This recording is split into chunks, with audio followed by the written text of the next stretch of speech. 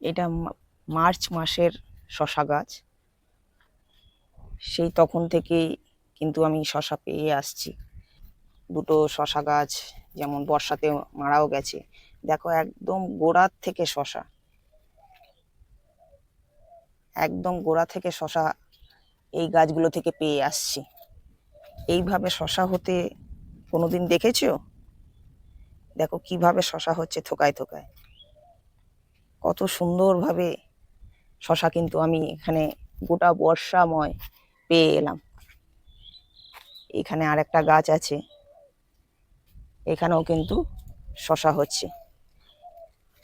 গোটা বর্ষাতে যেখানে বাজারে শশা দেখতে পাওয়া যাচ্ছিল না, পেলেও দাম বেশি, আমি কিন্তু আমার এই ছাদ বাগান থেকে সমানে শশা পেয়ে এসেছি।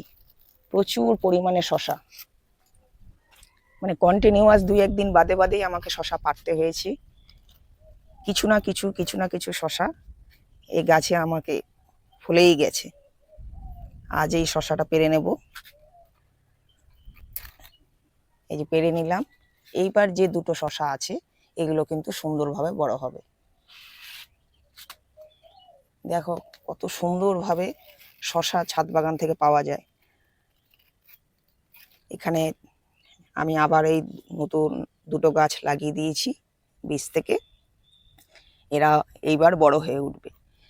এই গাছগুলো তো বহু পুরনো হয়ে গেল, এগুলো আস্তে আস্তে আস্তে আস্তে নষ্ট হয়ে যাবে। এই গাছ দুটো তারপরে রেডি হয়ে যাবে।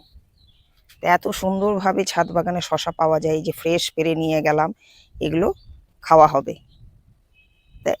তার স্বাদ, গন্ধ সবই আলাদা। যারা ছাদ বাগানে আমরা করি আমরা জানি, একদম অর্গানিকভাবে